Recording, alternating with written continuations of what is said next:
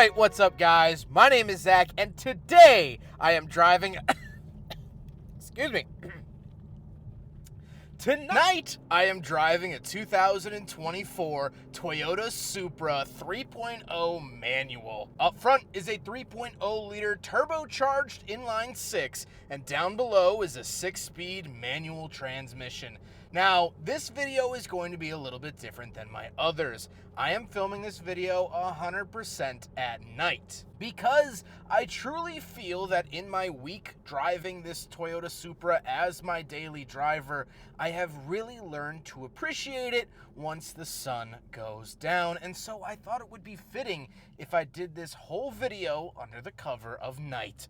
But if you would like to submit your own vehicle, you can head on over to my website, zackpradel.com/submit.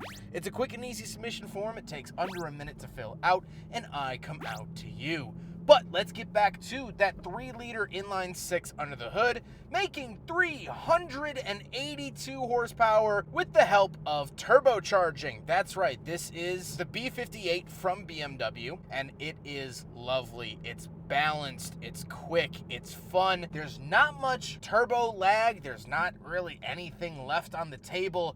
It's a blast. And it is the cornerstone, the hallmark of the Toyota Supra. However, like I said, paired to it is a 6-speed manual transmission. Now, you can opt for a 8-speed automatic. Fantastic transmission, but this really wakes the car up. This transmission really connects you to the road, and although it is technically slower, when was the last time speed dating got you anywhere? This is all about connection, and it's all about feel. The clutch is nice and linear, and with the auto rev matching, I feel like Zeus on the downshifts. Last but not least, of course, this is rear-wheel drive, and this one has the sport-tuned differential. So how does it feel to drive the Toyota Supra manual? It feels like you're gliding on thin air. When you get it all to work in harmony, and it does take a little bit to get used to, this car does everything I want it to do. The tires, even in significantly inclement weather, have been sticky to the road, and I never felt nervous even once. And the week that I had this car, it rained 6 out of the 7 days I had it. So that is very good to see. I love the interior lighting that we'll get into in a second. And overall, it's a handshake deal. It's a friendship. It's a bond between man and machine, and that's what I've been searching for. Fuel economy!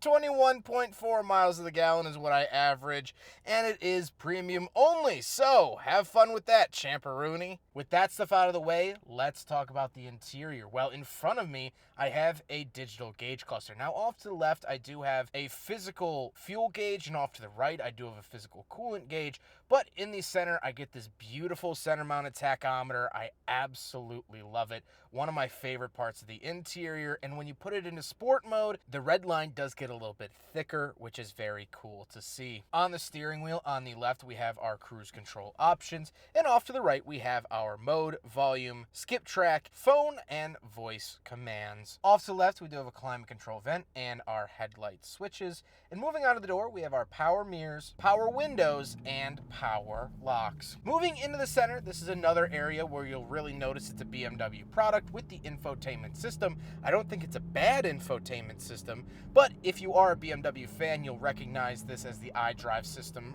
pretty much right away. It does have wireless Apple CarPlay and Android Auto, and here is the backup camera.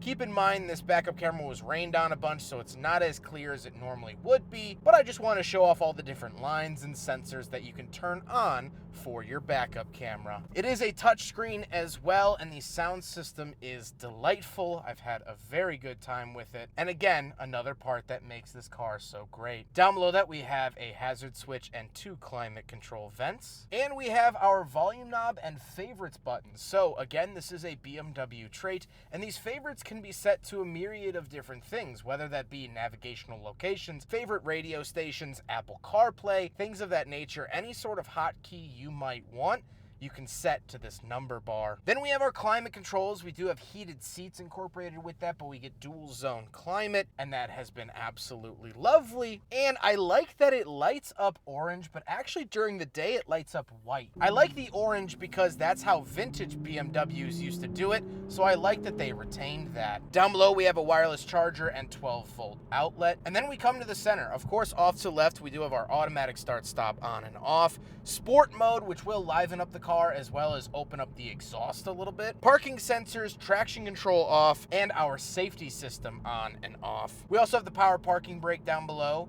And off to the right, we have the selector wheel for the infotainment screen. If you don't want to use the touch screen, you can use this wheel. I've been a big fan of it in the past, but I think the touchscreen is just way easier to use, so I don't think I really even touched it throughout my duration with the Supra. And in the center, of course, we get the beautiful 6-speed manual shifter. I love the feeling of it. It's very notchy, it's very compliant, and that's what I look for in a shifter. Back behind the shifter, however, we do have cup holders, and so we will do a big friggin' bottle test here in the 2024 Toyota Supra manual.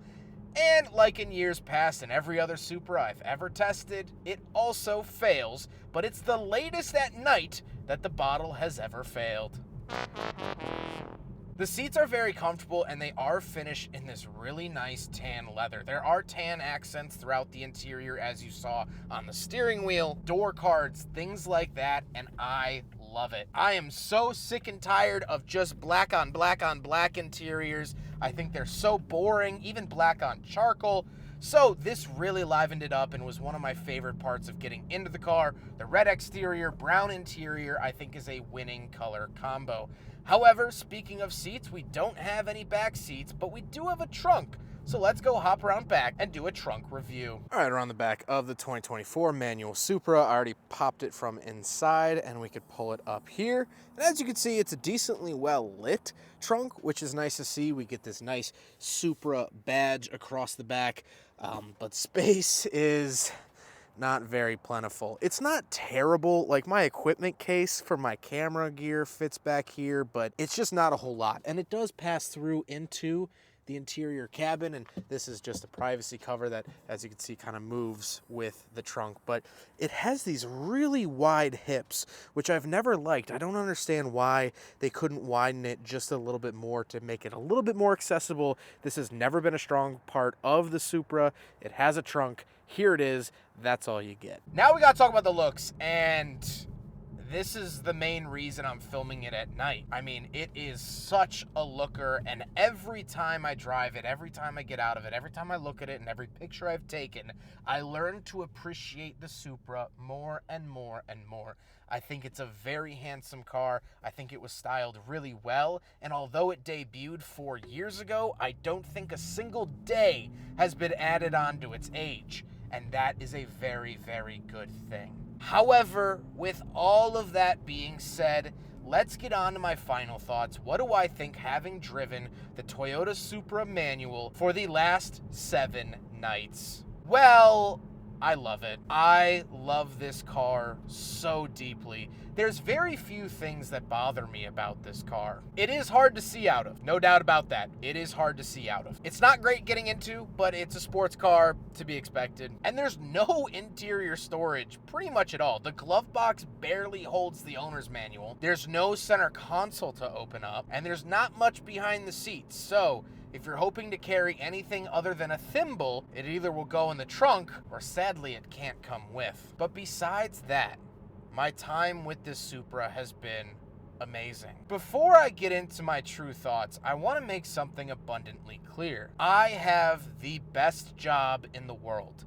I'm incredibly fortunate that every week I get a new car dropped off to my house to drive around and film. I'm incredibly thankful for all of the men and women that have made that possible. And I'm incredibly thankful for everyone who's watched my videos to make this my job. I get to wake up every morning with a smile on my face and drive cars. So before anything else, thank you from the bottom of my heart. But as of recent, because it's been winter here in Chicago, the cars that I've been driving and reviewing have been a little lackluster. The videos I've been making on the press cars have been rather consumer advice. Oh, buy this because of this, or don't buy that because of that. And that's an important thing, and it needs to happen, and it's good. But when I received this Supra and started driving it around, I started to feel like myself again. I started to feel like the old Zack that used to drive around aimlessly at night,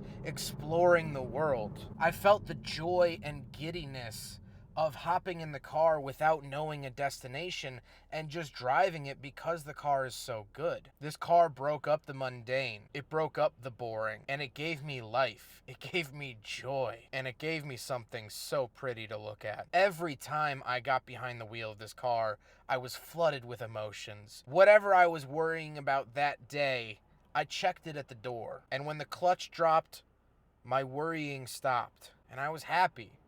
Now, maybe the drive was 10 minutes down the road to get some gas or food. Maybe the drive was 2 hours in the pouring rain just trying to get home from work. But no matter what the drive was, it was special because of the Supra, and it was special in the Supra. And not all cars do that. Not all cars are able to produce a smile on my face no matter the time of day. But this car does. And that is why I will forever love the Toyota Supra. Why I will forever sing this car's praises. Because it was able to make me smile on days that almost nothing else could. That is a special car, and that is a Supra. I hope you guys enjoyed this special video. I hope you guys enjoyed the night review. Let me know what you think. Should I do more night reviews? Did you like watching this? Was it more chill? Please let me know your feedback if I should do more.